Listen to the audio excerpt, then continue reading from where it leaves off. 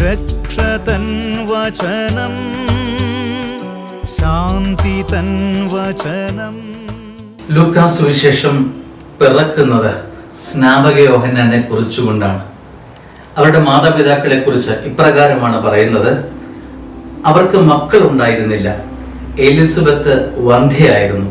ഇരുവരും പ്രായം കവിഞ്ഞവരായിരുന്നു. സ്നേഹമുള്ളവരെ, മനുഷ്യബുദ്ധിയിൽ ചിന്തിക്കുമ്പോൾ അസാധ്യം, അസംഭവ്യം അങ്ങനെ ചിന്തിച്ചു പോകവേ ലോകം കുറിച്ച വിധികളെല്ലാം മാറ്റി എഴുതി. ഒരു തിരമാല വന്ന് അവരുടെ ജീവിതത്തിൽ എഴുതിയ എല്ലാ കുറിപ്പുകളും മായ്ച്ചു കളഞ്ഞ് സ്വർഗം അവരുടെ ജീവിതത്തിൽ ഇടപെടുകയാണ്.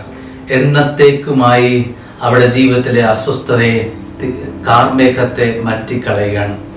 ഒരു ജീവിതത്തിൽ കാർമേഘം വന്ന് ആവരണം ചെയ്തു എന്ന് തോന്നി നിൽക്കുമ്പോൾ സ്നേഹമുള്ളവരെ, സ്വർഗം അവരുടെ ജീവിതത്തിൽ ഇടപെട്ടു തുടങ്ങുകയാണ്. ഈ പ്രഭാതം സ്വർഗം നിന്റെ ജീവിതത്തിൽ ഇടപെടുന്ന ദിവസമാണെങ്കിലും ആഗ്രഹിക്കാം, സ്നേഹമുള്ള ഈശോയെ, ഈ മാതാപിതാക്കളുടെ ജീവിതത്തിൽ വൈകി വന്ന സ്നേഹമായി, വൈകി വന്ന കൃപയായി നീ എഴുന്നള്ളി വന്നതുപോലെ എൻ്റെ ജീവിതത്തിലും ഇടപെടണമേ. എൻ്റെ കാത്തിരിപ്പിന് ഉത്തരം തരണമേ. എൻ്റെ ജീവിതത്തിൽ ഇടപെടണമേ. ആമേൻ.